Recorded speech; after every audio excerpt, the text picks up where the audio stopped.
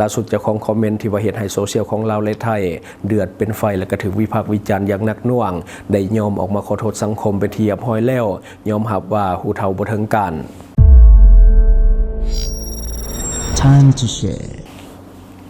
สวัสดีท่านผู้ชมกลับมาพบกับรายการ Time to Share สลับหัวข้อข่าวที่เราอยากจะนำเสนอในมื้อนี้ก็คือเกี่ยวข้องกับเรื่องของคอมเมนต์เดือดๆที่เป็นประเด็นอยู่ในโซเชียลของเราและไทยในปัจจุบันซึ่งว่ากลายเป็นที่วิพากษ์วิจารณ์ค่อนข้างที่จะหนักซึ่งว่าหลายคนบ่พอใจกับการที่มาคอมเมนต์ในลักษณะลบๆเกี่ยวกับเรื่องของกู้ภัยที่เป็นคนไทยเข้ามาช่วยเหลือคนลาวที่ปฏิธรรมที่เมืองหลองแจ้งแขวงไสสมบูรณ์ซึ่งคอมเมนต์ดังกล่าวนอกจากเป็นต้นเรื่องเป็นโตจุดประกายให้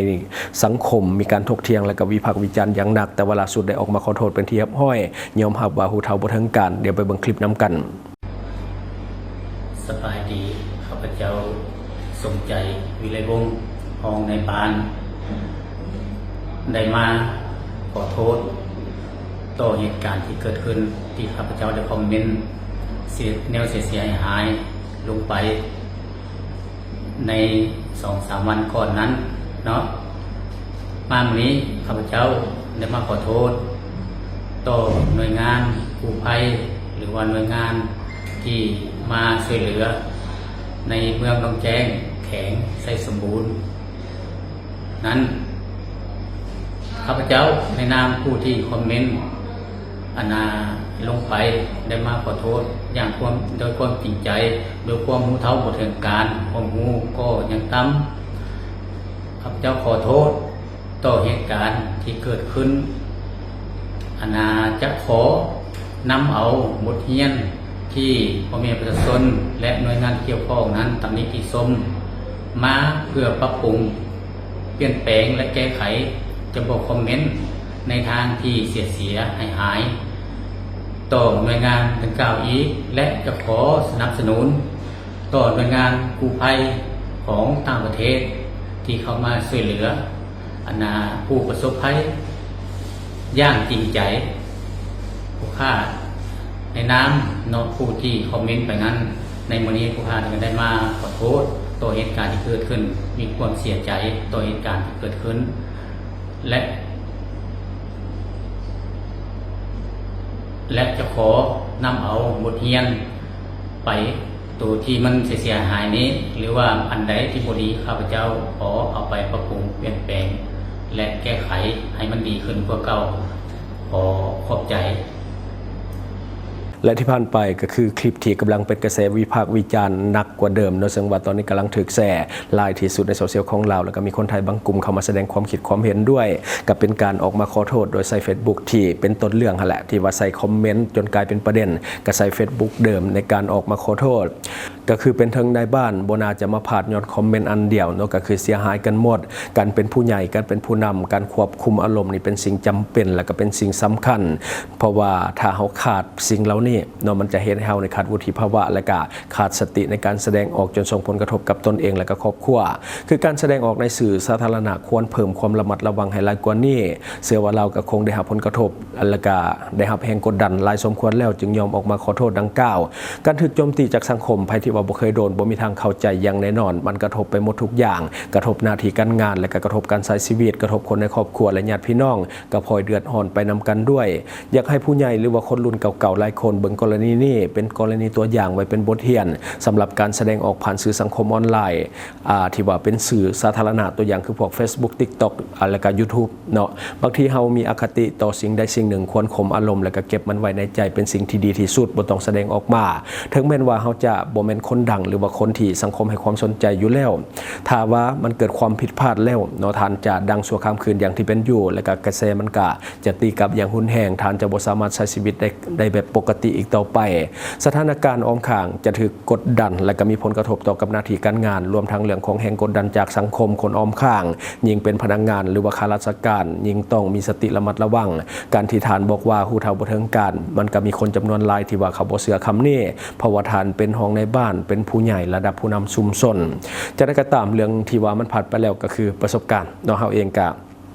เข้าใจเรื่องนี้ดีเนาะก็คือมันผ่านไปแล้วก็ถือว่ามันเป็นประสบการณ์ของชีวิตหลายคนก็เอาไปเบิ่งเป็นบทเรียนได้สำหรับทานใดที่ว่ามักไปคอมเมนต์ต่างๆตามโซเชียลเนาะมุมมองส่วนตัวเบิ่งว่าเราก็ผิดจริงหั่นละแต่ว่าเราก็ได้เฮ็ดในสิ่งที่เราสมควรเฮ็ดก็คือการออกมาขอโทษสังคมด้วยตนเอง และตอนนี้เราก็เฮ็ดแล้วถ้าว่าผู้ใดสิให้อภัยหรือบ่ให้อภัยก็แล้วแต่เนาะส่วนว่าสังคมสิให้อภัยหรือบ่นั้นมันก็ต้องใช้เวลาสมควรเนื่องจากว่าหลายคนก็เสียความรู้สึกไปแล้วที่สำคัญมันกลายเป็นเรื่องระหว่างประเทศไปแล้วก็คือโซเชียลลาวโซเชียลไทยเนาะมีการถกเถียงและก็แชร์กันหลายโดยเฉพาะในโซเชียลของไทยในปัจจุบันสิ่งที่ควรเฮ็ดต่อไปก็คืออยู่ให้นิ่งที่สุดและก็งดใส่โซเชียลไปก่อนเนาะคันว่ามีคอมเมนต์ซองออกมาอีกบอกเลยว่าเดือดหลายกว่าเก่าเนาะจบไปเรื่องดราม่าบัดนี้เฮามาอัปเดตเรื่องสถานการณ์ที่ว่าอยู่นาทำในปัจจุบันว่าคืบหน้าไปฮอดไซแล้วคือว่าตอนนี้มันก็มีหลายภาคส่วนจากสังคมได้ระดมกันเข้าไปช่วยเหลือบ่ว่าจะเป็นทีมกู้ภัยและก็พนักงานที่ว่าพากันเฮ็ดเวียกในการช่วยเหลือผู้ที่ว่าติดถ้ำอีกทีนึงเนาะซึ่งว่ามันลำบากเนาะสถานการณ์มันบ่เอื้ออำนวยฝนก็ตกตลอดและก็สถานที่มันก็ค่อนข้างที่จะยุ่งยากหน่อยนึง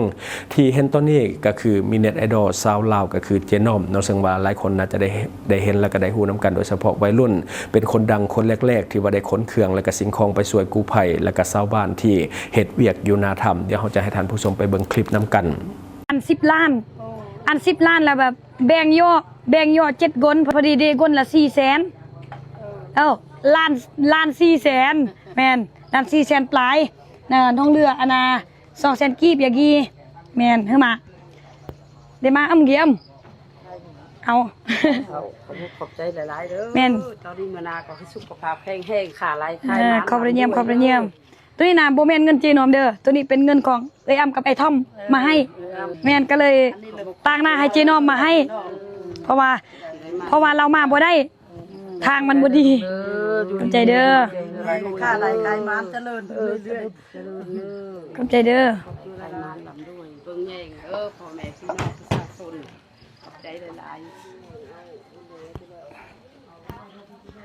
ๆ เสื่อมสรุปว่าปงมงก่อนบัมเสื่อม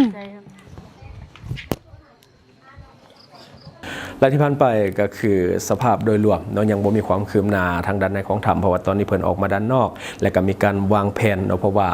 ยิงเข้าไปลึกมันยิงแคบยิงอันตรายหลายขึ้นฉะนั้นจึงเฮ็ดให้ต้องได้ออกมาวางแผนกันก่อนเพื่อที่จะกลับเข้าไปเพราะว่าด้านในลึกๆเข้าไปอากาศมันค่อนข้างที่จะเบาบางฉะนั้นจึงเฮ็ดให้มีความเสี่ยงสูงถ้าว่าฟื้นต่อไปอาจจะเฮ็ดให้กู้ภัยขาดสติอยู่ด้านในแล้วมันจะเพิ่มภาระขึ้นมาเติมเนาะถ้าว่ามีความคืบหน้าทางรายการของเฮาจะเฝ้ามาอัปเดตให้ท่านผู้ชมได้รับรู้รับฟังนํกันตื่มเนาะอันนี้ก็คือสิ่งที่เฮาเก็บมาเล่าสู่ฟังหวังว่าท่านจะได้รับสาระดีๆสำหรับท่านที่ว่าเบิ่งรายการเฮาอยู่คิดเห็นจะได้กับสิ่งที่ว่านำเสนอไปก็อย่าลืมฝากไว้ภายใต้คอมเมนต์ของเฮาและข้าพเจ้าจะเข้าไปอ่านด้วยตนเองขอขอบใจ